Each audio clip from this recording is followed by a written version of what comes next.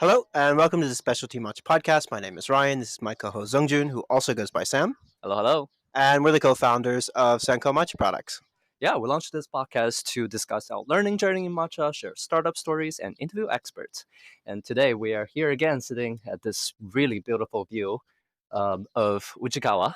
And we are again having Marc from Ooika joining our conversation today. Welcome, Marc. Hello. Hey, guys. Good to see you again. How fun is this? Look at this view. It's so nice. So lucky that this is an audio-only podcast. Yeah, unfortunately. You can hear the birds, hopefully, in the background. So we wanted to focus this episode on the 2025 harvest here in Uji and elsewhere in Japan. And you have tons of relationships with different farmers all across Japan and wanted to get a sense of what this year is going to look like, especially in these really unique conditions we are in, given the overwhelming demand and shortage of good matcha.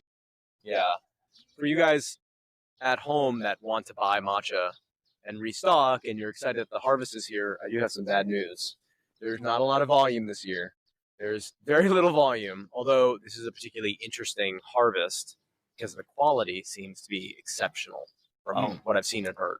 For any particular reasons? Yes, I think. My best to relay what I've kind of heard from the farmers. But just as a general kind of backdrop, at least in Uji, we had a very intense summer previous year. And it was scorching hot. Many of the tea bushes, not exactly quantifying when I say many, but tea bushes died. Tea bushes got injured from the heat. And this harvest, we're actually still feeling some of the fallout. Some of the tea bushes are underproducing this year because of that. The other thing is this year, it's just less volume in general, but it's also because it was cooler. So like larger temperature swings in general.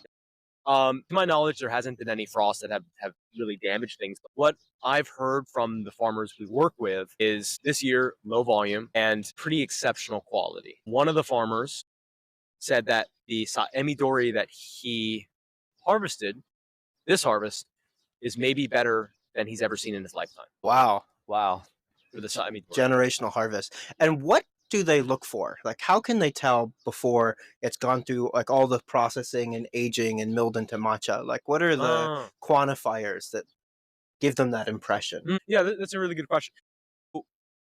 They don't go through all that yet. So, for example, right now, the farmers take the shinmei, the raw tea leaves, they bring it to the factory, they process it immediately.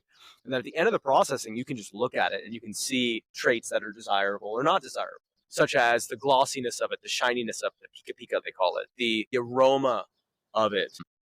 So all of these things kind of contribute to a general sense of it, but you also do the testing. You take the tea, you pour the water on it, you brew it like sencha, even though it's tencha.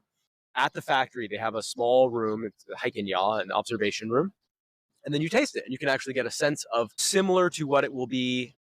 Even though it's a racha, it's still not fully processed. Yeah. It's not ground, obviously, but it gives you a sense of what it will be like. And this year's the Saemidori that I'm talking about, I got to experience it and smell it and taste it, and it was overwhelmingly sweet. It tasted like it had been jukse. It tasted like it was aged. But it wasn't. It was raw.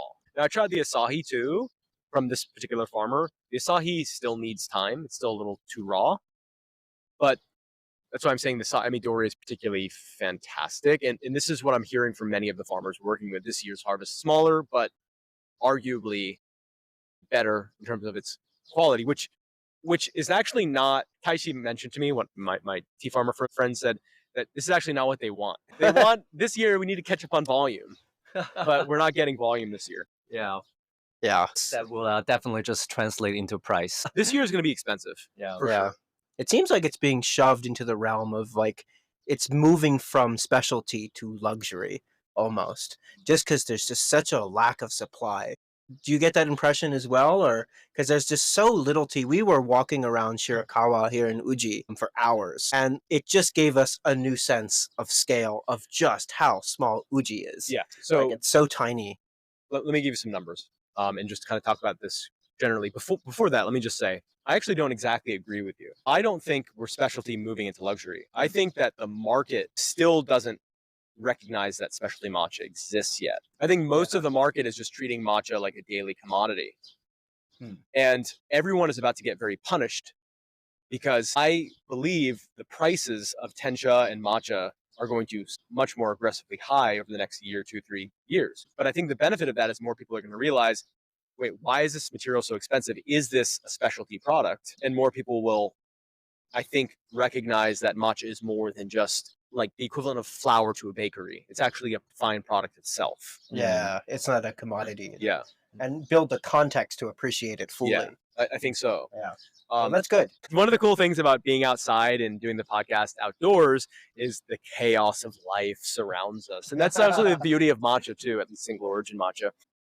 To touch on what we were saying before, I forget, what was the question? About how small Uji was. Some numbers.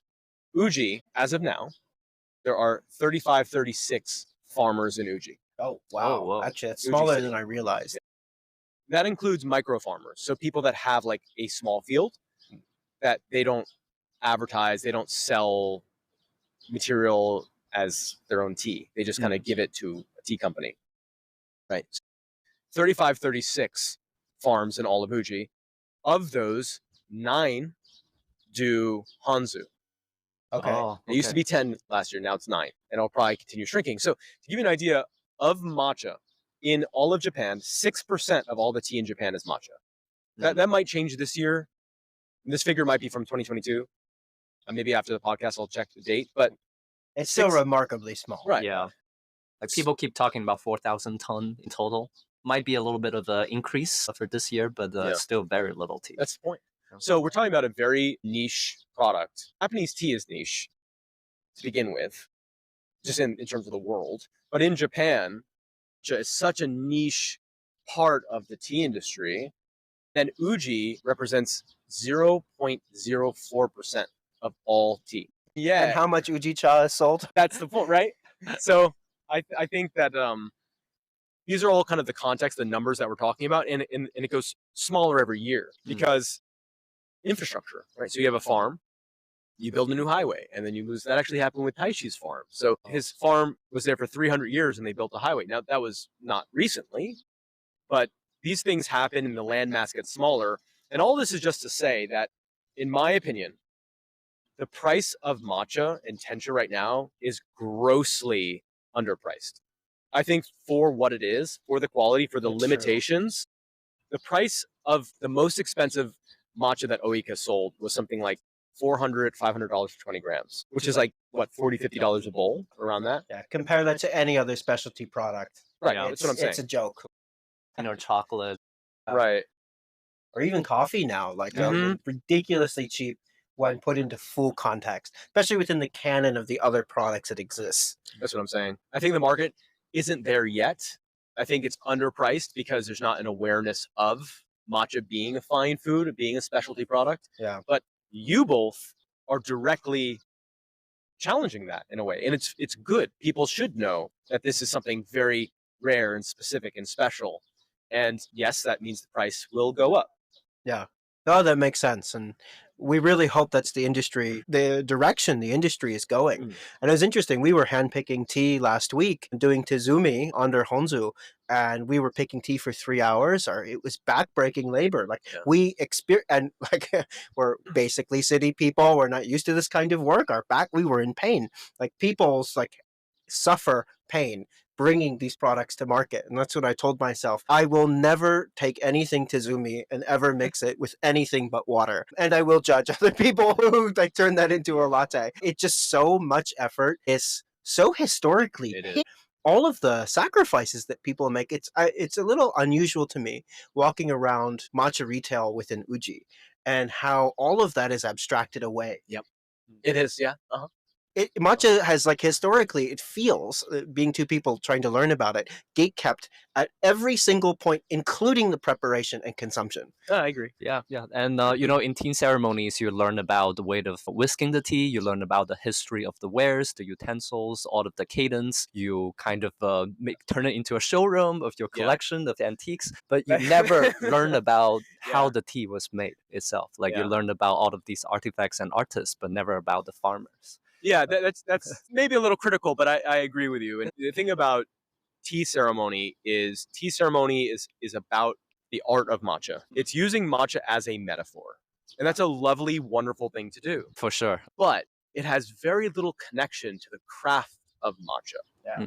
Right? So that craft is the key, because the art of matcha has made people think of matcha as this very zen meditative thing, which has functioned in matcha becoming a worldwide known product, but it hasn't contributed or helped people considering it as a specialty fine food. That will only come from the appreciation and the knowledge from the craft side. And in my opinion, and this is, to be honest, maybe a little aggressive to say, but I don't think that there's really many people out there that are focusing on that, either by design or by a lack of knowledge on their part. Like, for instance, like matcha influencers. It's all very surface level and doesn't get into the craft. Yeah, Deep into it anyway. At least for a lot of the influencers, Yeah. I agree.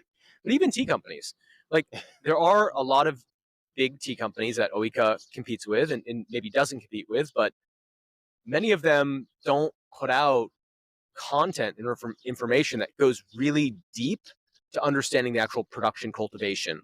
Yeah. You know, at least that's how I feel. Because when I got interested in it, there was nothing Yeah. that No, made it accessible. well, weirdly enough, now trying to like meet farmers ourselves, like a lot of it's still gatekept. Like it's hard to learn. It's like really on the bleeding edge of knowledge, at least for someone who is not in the sphere. Yeah, I think by design is an interesting point, because like imagine, or if you can calculate how much tea gets produced here in Wuji and how much teas get sold as Wuji tea, you know, there's a discrepancy over there. If you look at the incentive model, I mean, everyone's making money off of bringing in aracha from other places and selling it as Uji tea. Everyone's complicit in it, except the farmers themselves here. There's a lot to say about that. Maybe that's a whole nother episode, which is, look at all that. Wow. So you guys can't see this, obviously, but we've been sitting at the riverbank. It's been fairly calm, but all of a sudden there's a massive swarm of flying insects that just appeared maybe 20 feet above us out of the blue. So fascinated about our conversation. It's true. They're not They want to learn directly. about specialty matcha so bad. They're like a school of fish. It is. So this is a really interesting topic, and it's one that I've talked to the farmers about directly, which is, wait a minute, if Uji cha can be made with product that's not from Uji, why don't you all band together and change the term? And the answer to that is a lot more complex and more interesting than you might think. It's a trademark, isn't it? It's a trademark issue. But it's not one that, it's a double-edged sword. It does hurt in some ways, but in some ways it does help. And there's a specific story of another part of Japan that had a tea with a trade. You heard about this? Well, you told us about it the other day. All right, cool. But it's such a cool story. But maybe our audience might be curious about it. Okay, well, let's say this for another time, because I'd rather do that conversation when I know the name of it and I forgot it off the top of my head. I can give you the specifics, but just so I'm not gatekeeping. Basically, there's another region that allowed something like this to happen, and the farmers actually managed to get it changed, and it resulted in such a small region that was producing this hyper local specific product that it lost all of its fame, and then those farms like kind of failed over time. Sort of interesting. Interesting. Yeah. It's sort of like balsamic. You guys know about the model of balsamic? Vaguely. So this is actually fairly interesting. So balsamic is a very, very niche, hyper niche product that has almost no production capability. And it got unbelievably famous. So the Italian government had an issue, which is we have this niche cultural product that's very specific and we can't produce more of it, but the world demands it. So how are we going to benefit on this? So what they decided is they produced a new type of balsamic that has a lot of corners cut during production, and they gave it a specific designation. So now there's two balsamic designations. One is like the real stuff that's like $1,000 for like 10 grams or whatever. And then there's the mass-produced, but still technically from Italy version. I feel like Uji could have something like that, but it doesn't currently. And it doesn't because of the politics of like maybe the tea companies and factories blending all that stuff. Again, that's a whole nother topic. Well, I mean, that makes sense too, because I mean, like if just the tourists that come here and buy tea retail, there'd be no more Uji tea left for anyone else left in the world. There just isn't enough of it. And I'm sure they wouldn't pay these prices that that type of tea demands. Right, and that's sort of the thing is other places are getting popular. Yame cha is getting popular. If all of a sudden Uji cha became this product that only one out of 100,000 people could get, so rare and limited that no one buys it, no one gets it, then it's likely that its fame will diminish over time. And that's sort of what happened in some other regions. So you're doing something pretty unprecedented, arranging a matcha tour where people can really experience firsthand not only handpicking, visiting tea farmers, and getting access to like watching tencha processing. So how did that come about, and how's it going? I know you're probably pretty tired. It's day one, the end of day one of the first day. Day one went a little too deep. Probably should have kept it light. But yeah, it's fun. We did a matcha tour, so students got tickets. They flew to Japan, and we're visiting a number of producers. And the producers we're meeting are not producers that typically would allow tours to come. So I'm kind of spending a little bit of my, I guess, social capital to allow me to bother them during the most busy time in their entire life, which is the harvest. But we're visiting multiple first place winners of the national tea competition. We're visiting multiple Hanzu farms, 4 Hanzu farms we're visiting. So it's pretty once in a lifetime experience. And I'm very grateful to the farmers and the other producers, such as the chasen makers, potters, for this tour. So we're going to be spending 8 days going across Japan and kind of visiting everything from Takayama chasen makers to potters, Bizen potters, and of course the farmers. So behind us, we actually have a number of people that were on the tour today, and they got to experience a lot. Tea farm, matcha workshop, and also the tea factory, which was in production. That's cool. Yeah. With Asahi. I guess this is like the first like tea production experience for a lot of them too. Yeah, I think so. For Cool. sure. Well, should we invite them over and You guys want to join us over here and jump on the podcast and talk about some of your experience today? I'm Kevin. Yo, Kevin? I know you guys, but your reputation precedes you. So I was going to chime in earlier, but I figured maybe later is the right time. welcome, Kevin. I appreciate it. Nice to meet you. And Hi, my name is Peter. Peter. Nice to meet you, Peter. And John? awesome. You can Cool. pass it around. So actually, what brought you guys to Japan, and how did you know Mark in the first place? Well, I was first exposed to Ooika just through Instagram, as many people were, since we have, a pretty international group, it seems. And sort of the interest just grew from there. And where are you based? I'm based out in California. Oh, nice. Cool.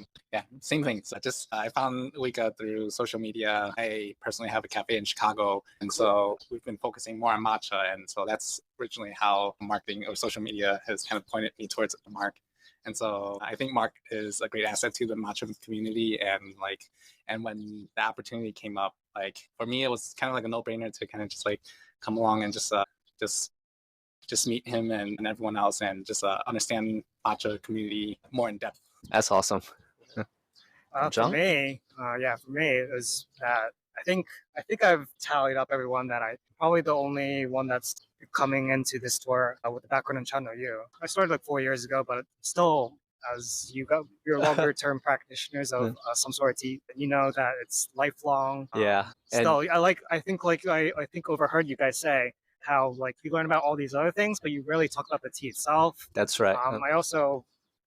I had at one point in time, about a year ago, appreciation for the chasen itself, and they also never talk about that in tea school and how it's even such this disposable object. Well, not necessarily one-time use only, but still you use it for a year and you burn it. And in Chano Yu. Now in today's cafe, and you are one of the Sanseikeis. But still, it's part of just deepening my knowledge for the tea industry itself. I could never, I guess, I don't know all the science behind it, and Mark definitely has it better than I do, I guess. That's wonderful. Have you guys learned anything from any of the other people on the trip? How does the collective group and the conversations change your perspective? Both in the questions that they ask or the knowledge they contribute. I mean, I think certainly the group is sort of self-selected to be people who are at a bare minimum matcha enthusiasts. So everybody has a baseline sort of cursory knowledge of matcha in general. I think when it comes to the group that we're traveling with today, a lot of it also comes from a business perspective too, since a lot of the individuals here are business owners or maybe prospective business owners. Okay. And so they're thinking about it through that lens as well. Yeah, that makes sense too. Because I find a lot of matcha education at the surface level is just all kind of the same thing. But when everyone's at the same starting place or similar, but much deeper in, it's just so much more enriching. especially being around other people who are interested in the same thing. It's a cool community that can form too. Still day one, so, and it's a big crowd. So still getting to know everyone on that aspect. Cool. Well, cycle back a question back to Mark. How was day one like for all the other audience right here listening to this podcast who didn't have the opportunity to participate? How was it? Well, we started the morning in the tea farm and got our boots super, super muddy. Nice. A lot of fun. It was great. It's interesting because I feel like Taishi and I know each other really well. So it's sort of those things where you guys probably recognize, kind of like finish each other's sentences all the time. So it was really quite interesting to talk about deeper topics in tea that I would not normally have access to talk about. Because in content, like what Ooika does is usually more short form, but having longer discussions where we talk about all of the components of tea growing and how the local weather affects these bushes and why they're doing things like Hanzu and really getting to the nitty gritty of like everything about Hanzu, and having you guys actually there under the Hanzu and experiencing it is such an opportunity for me to geek out about it. I'm not gonna like go to Taishi and be like, Taishi, dude, let's talk about Hanzu. So it's a really cool experience to get an opportunity to kind of walk through stuff. Plus, a lot of what I learn is through the questions that I ask, and when I have these guys here and another one who joined us, they ask questions that I don't think about. Really? And kind of opens the door to thinking about things deeper. Did you want to say something today that you found kind of interesting or you didn't expect? Well, No. I guess you guys got to experience Hanzu for the first time. How was that experience like? What did you feel? Because it felt amazing for us. We were another day, also doing Hanzu picking, and also in a very nice sunny day. I guess that's very important because you really see the lighting effect underneath Hanzu. Dramatic difference between seeing the light come down through Honzo versus Kanesha. That's right. So it was, I had no idea that would really affect the matcha and the coloring to come out in the final product itself. So it's great to say. I will say too, after seeing the Honzu in person, I had asked Taishi a question about, can any of this be replicated in sort of like a contained environment? Could you do this under grow lights? Can you do this indoors? After seeing it in person, I'm convinced that you cannot do it any other way. It's really one of those things where you have to experience, I think. It's like when they say that like seeing like an actual famous painting is so different than looking at a photograph of it. It's like Honzu is like that times 10. Like the way the light scatters and the color and like the temperature of the color is The just temperature of the color for sure. yeah. And that affects the plant because your block, so the Conratia is black. So it absorbs all the frequencies of light. Yeah. The Conratia actually, if you have a camera and you take a picture, you'll notice that the color temperature is different. You can't like literally cannot photograph this. Every time we Yeah. pull out our phone or even on your nicer camera, Sam, like it just doesn't look the same. Yeah. It's not Yeah. even close. It's The very light unique just color. scattered in a very unique way Yeah. underneath Hanzu. And also like the smell too. It's really a multi-dimensional sensory experience. It makes Uh, good Ooika. The other thing is too, when you're under the Conratia, is you feel cooler. It's way cooler in terms of temperature Yep. than under Conratia. Yep. It's like a greenhouse effect in Conratia, which is the black tarp. Mhm. And complexity loves coolness. That's why China has like some of the arguably best teas in the world, as opposed to like India. India's not producing incredible teas compared to China because of temperature. It's because of coolness. It's because of, you want to have the bushes grow in an environment that gives it challenge, which builds character, and people are the same. It's like the unique terroir in like Yunnan Yeah, or like for sure. Wishan, you have like very radical temperature changes Right. throughout, days and nights. And you also have, this is sort of a topic of Hanzu, but some of the best growing terroirs are in terroirs, YIN, in China, which are going to be more misty, more like obfuscated, more cloudy, more canopies of other trees and other vegetation on the bushes.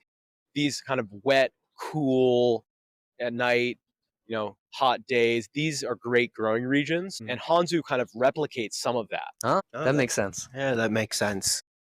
Yeah. Speaking about terroir in general, we've been tasting a lot of back-to-back samples of fertilized and unfertilized tea, like more natural methods and and places that use a lot of fertilizer. And I don't know if I even agree with this statement yet myself, but how would you react to the statement that fertilizer is more important than terroir, and that's actually driving the flavor and complexity more than the environment itself? I would agree when it comes to umami, probably. Like nuance, other character, aromatic notes, maybe not so much, but umami, I'd say that's probably true.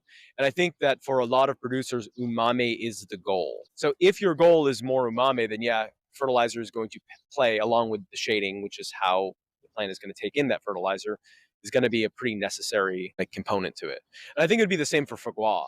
Like if we're talking about foie gras, if you want fatty liver, like yes, the terroir is going to affect the flavor notes of the liver if it's from a particular region, the duck is from that region, versus like just the sheer amount of food you put into it to fatten its liver. Fat's the goal, then yeah, food is going to be how you get there. I think with fertilizer, it's probably similar for that particular parameter. for that parameter, which for many, I don't know how to quantify this, but for generally speaking, for producers, that is maybe one of the primary goals, is that umami taste. Yeah, and it's one of the biggest sort of IP protection, right? Especially within uji, is the fertilizer composition. Yeah, people ask me at Ooika sometimes, like, is the fertilizer synthetic or is it natural? There's no information about it. It can be both. It can be one. Can be mixed too. A lot of them are mixed. The thing is with the fertilizer, synthetic fertilizer is very good at getting a quick injection of nitrogen into the plant. But natural fertilizers are good for a longer sustained thing. So a lot of farmers use both, but they're very specific on how they use it and like what they use it. Do you know when it's applied? Most places do it multiple times per year, or is it like right before harvest? Yeah. Or, okay. Both. Some producers do it more or less. Some do it kind of regularly. Some producers actually go out, and I don't know if I'm supposed to say the name, but there's a producer in Uji that goes out and like feels his bush every day at the shininess of the leaf. And the glossiness of the leaf is an indication of the fertilizer, according to this farmer. Interesting. So if he sees it needs more gloss, he will apply some more fertilizer. Okay. Interesting. This is a producer that's known for like hyper umami. Okay. Oh. So yeah. The thing is, this is a black box. Not even I have like really a clear picture on this, but many producers have their own schedule, their own thing. They're hyper protective of it. Fertilizer is like the big secret, 11 herbs and spices kind of thing. Well, the other secret is tea blending, yeah, like chashi. I guess they have their own fertilizer shi. For sure. Yeah. Chashi is also like an amazing part of Japanese tea culture that is not an area I have a lot of knowledge in just because I'm single origin based, but that's a super interesting topic. And as a lot of these uji farmers and ones in Yame too reach superstar status can basically, if they want, sell their tea directly to consumers, single origin, single cultivar. Like in theory, if you go back 5-10 years, they were suppliers, basically ingredient suppliers. Yes, that's like a massive change. Yeah. How have you seen or heard about the ripple effects of that change? That's like a pretty huge change considering they're literally producing some of the best tea in Japan. Like what's happening to these high-end blends at these traditional blend houses when you literally cannot find the components to make them? This is such a hard topic because it's so expansive. Yeah. And it's wonderful and it's a beautiful topic. Plays into the future of uji and the future of matcha. But yes, there are more single origin companies in the West.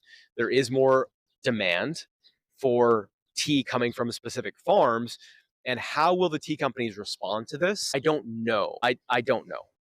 In the short term, right now, it doesn't look like there's too much pushback because it's small amounts. Like Ooika, for example, is not buying like, 100 kg of Asahi single origin to sell. Yeah. So that I don't think there's enough of an inconvenience to the tea blenders where this is an issue yet, but the farmers and the tea companies are not at odds with each other. They're collaborative. And they're working together to help preserve uji tea culture. Uji tea culture includes blending. So I don't think it's ever going to go away, and I don't think it's ever going to not be prioritized because the history of uji is a shared history of the farmers and the chashi. And I think that I can't speak for the farmers, but I would imagine that they will provide more material to the tea companies at the request of the tea companies. I would 'Cause it's assume where that. the established relationships Yeah. are. And for our experience, the entire Uji do feel like a very tight community. Like everyone is Yeah. out there to help each other out. Uji is so- also very special because of how ancient it is. You might have a hard time, like for example, if you wanted to start a tea company now, good luck. It's going to be pretty hard with how limited the material is in Uji. But this is sort of a funny story. I won't go off on a long tangent on this, but I made that statement once, and a member of my audience sent me, I'm not exaggerating, something like 20 something screenshots of farmers agreeing to send him material, sort of as a way for him to prove that I'm not right.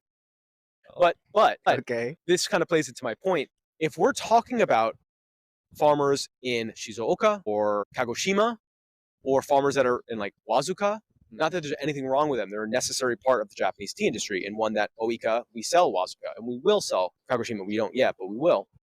But these are not producers that are like established for 300 years in Naka Uji doing Hanzu, right? So I think I'm saying all this because it may be that as single origin gets more famous and more demanded, there will be farmers in regions like Kagoshima that are selling single origin directly to the West, with their name on it. They'll get awards internationally. But I believe that Uji is still going to be this like very hard nut to crack, and something that they're going to have, in my opinion, and this is totally conjecture, but more allegiance to the tea companies than to the West. That's interesting.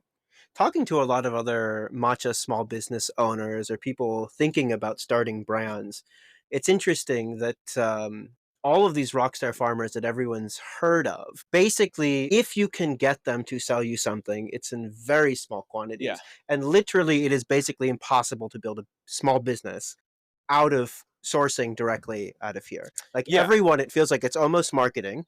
And then you need to go someone who is a more reliable supplier. Right. And there's putting also, it in cold terms. Right, exactly. And then on top of that, not only do they have an allegiance to the pre-existing tea blenders, but also these companies, these like rockstar named farmers, they're sort of I want to be careful how I word this, not a pecking order, but the relationships that came before you are going to get preferential treatment. So for example, just to talk about Ooika, there are many farmers we work with, but if you contact them through Ooika, you will be after Ooika in terms of the time to build these relationships was 5 or 10 years ago. Now, I could totally like ruin all my relationships, and then you guys can anyone could swoop in. But joking aside, this is true, and there are farmers that I want to work with that have other foreign companies that are prioritized above me, and it restricts me. There's only one that I can think of off the top of my head, but these things do happen. So you're right. 5 years ago, it was very different than it looks now. It's a little bit sad I think that's the unspoken damage of the matcha shortage, is what it's doing to all of these small businesses that actually help make these people famous. These origins famous, the processing methods famous, and it's impossible now to build a business on top of it because in cold business terms, they're very unreliable suppliers that can literally just stop talking to you and ghosting you. Not to but like if your livelihood depends on it, it's very hard. So my theory is a lot of people are going to push into new regions that typically would have just been dumped and blended into uji cha, really interesting and have cool stories to tell. Yeah, and here's the thing. Obviously I love Uji and I love Yame, but other regions have a lot to offer. There's a lot of cool stuff happening in other tea growing regions. One of the things that I want to do with Ooika is right now we only focus on really 2 regions primarily. We do have a few other regions, but it's mostly, Yame and Uji. And I think that exploring those other regions is attractive, but also necessary, given how limited the material is here. And with Ooika growing, we're now wanting to look at the future. What other producers can we offer who are doing interesting things? Interesting. Not all of it is super traditional. Like one example, there's a producer we work with in Wazuka, and something unique about him is he has 90-year-old tea bushes that are Zairai. And we have a 90... like a gushu, kind of. Right, and that doesn't exist in Japanese tea, but he has these bushes. We buy the tencha from him. We make matcha out of it. So that's not traditional, but it's super interesting. And Ooika is not about selling luxury matcha. We're about selling educational matcha, which usually happens to be luxury, but sometimes it's not. That's very cool. And we are also seeing a lot of these tea farms out there, outside of traditional tencha production regions, starting to convert into tencha. Yeah. And there's, I would say, vacuum of knowledge actually exists even within Japan, that a lot of these people just don't necessarily know how to make tencha. Oh, yes, 100%. And even if they know, if you don't have a tencha processing facility, like, okay, here's an example. In Yame, there's a gentleman named Ashima. He's one of the farmers we sell his tencha, his matcha from. But Ashima won an award from the MAFF, Minister for Fisheries. So he won it not for his tea, but what he won it for is getting farmers together and forming a new co-op that pooled enough money together that they could open a tencha processing facility to save the growing region. Because if you don't have a tencha processing facility, you can't make tencha. If you can't make tencha, you can't support sencha and gyokoro because there's just not enough of it being sold. And the prices of sencha are bottoming out right now. Interesting. So the point is that there's regions that once tencha processing facilities arise, there will be more expansion. This is sort of an interesting question. Once someone asked me, will there be enough matcha to meet global demand from Japan in the future? And the answer to that is 100%. There's definitely enough growing regions. It's just there's not the infrastructure yet, and there's not the time yet, because it takes 5-6 years after you plant the bush to get the new material. Yeah, from what we've been hearing too, there's a lot of government incentives to help fill that gap. Huge. There's so much money right now. Well, I shouldn't say so much, but there's a lot of money going towards helping farmers switch over to tencha production. But there's just not a lot of information, and a lot of the farmers that have been doing sencha may not know how to produce excellent tencha. Yeah, that makes sense. But they will. Is there like some sort of a mechanism to help these new farmers to learn about tencha production? I'm sure I'm sure, but I don't know. But one thing I will say is one of the farmers we work with is a multiple first place winner in a national tea competition in another tea, not in tencha. Okay. And he has a tencha field, and we buy tencha from him. And he sent his son to Uji to visit with another of Ooika's farmers, and they met each other through Ooika. How wonderful. So he went here to learn from him to gather more skills and knowledge in tencha production, which is like amazing. How cool is that? Yeah. Like, to facilitate that. I didn't do it directly, but even still, that's really cool. But I think that happens, and I think that there probably are other programs that exist that are more formalized to help. That's wonderful to hear. This is actually just a very nerdy question that I have. What's the energy source for the tencha ovens? Is it typically like gas, or is wood? No, it's usually electric. It depends. I believe it's usually crude. It's oil. It's oil. And it burns so clean, there's no smoke. Interesting.